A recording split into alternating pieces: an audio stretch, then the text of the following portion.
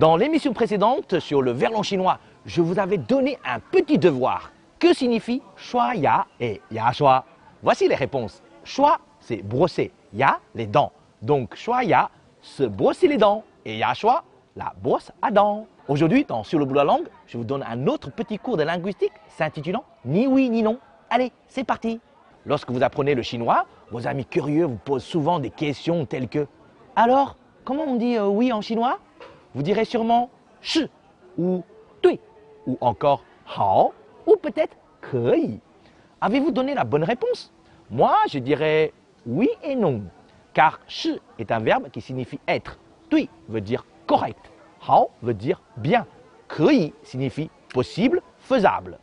Bien sûr, dans différents contextes, ces mots ont le sens de oui. Mais si on veut être précis, il est important d'expliquer que la langue chinoise ne possède pas de mots équivalents exactement à oui et non dans le sens strict. En effet, en chinois, les réponses affirmatives et négatives n'utilisent pas de mots spécifiques comme oui et non. Je vous vois venir. Comment ça? Et comment on fait alors? Eh bien, on répète le verbe pour l'affirmation pour dire oui et on rajoute le mot pou qui veut dire ne pas devant le verbe pour la négation. Exemple, Ni hui shuo zhongwen ma? Tu sais parler chinois? Si c'est oui, on dit hui, savoir. Si c'est non, c'est bu hui, ne pas savoir. Beaucoup d'entre vous connaissent ces règles. C'est un peu la base de l'apprentissage de la langue chinoise. La raison pour laquelle la langue chinoise semble manquer de mots spécifiques pour oui et non est en partie due aux spécificités culturelles. Comme vous le savez, les Chinois ne disent jamais non. Dans la culture chinoise, il est souvent considéré comme impoli ou abrupt de donner une réponse négative. Ainsi, les Chinois préfèrent des formes de réponse plus nuancées pour maintenir l'harmonie et éviter les confrontations. Surtout dans le monde du business. Et oui, c'est toujours une question d'harmonie. En effet, une langue reflète une culture. Parfois, un mot est un concept à part entière qu'on ne peut pas traduire vraiment dans une autre langue. Tenez, le mot « cool » en anglais, son équivalent en français, c'est « frais ». En chinois, « liang ». « It's cool » en anglais est devenu « c'est cool » en français. Vous ne dites pas « c'est frais ». On perd tout son sens, n'est-ce pas? Eh bien, c'est pareil en chinois. Nous avons choisi le mot « cool » pour dire « c'est cool », dû à sa ressemblance phonétique. Les Chinois et les Français ont adopté le concept de « cool ». De ce fait, parfois, il est extrêmement difficile de trouver des équivalents dans nos deux langues en raison des concepts culturels différents. Les mots français tels que dépaysement, galanterie, savoir-vivre ne sont pas faciles à traduire en chinois, tandis que certains mots chinois ne trouvent pas non plus leur équivalent en français. Allez, quelques exemples intéressants. On commence par un mot facile. Mienzi.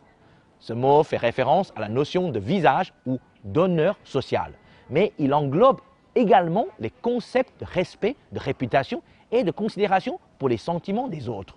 Une fois n'est pas coutume, l'expression « perdre la face » vient bien de Chine, car on dit en chinois « tiu mienzi ». Ces exemples montrent parfaitement l'acceptation du concept chinois dans la langue française, mais pas forcément dans la culture française en fonction des situations. Qi, vous le connaissez sûrement, car il y a plein de gens qui pratiquent le Qigong en France.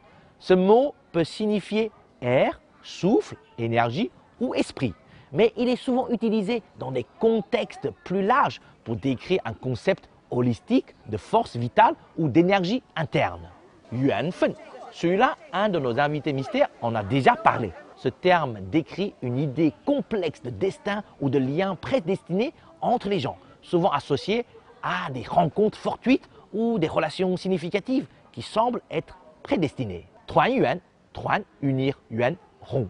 Ce terme désigne le fait de se réunir en famille ou entre amis, souvent lors d'occasions spéciales comme les fêtes, mais il capture également un sentiment de bonheur et de plénitude qui peut être difficile à exprimer en français.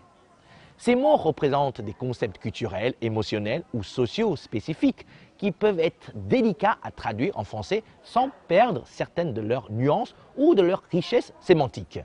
Allez, pour terminer, un petit devoir. Connaissez-vous ces deux mots-là? Expliquez leur sens dans les commentaires.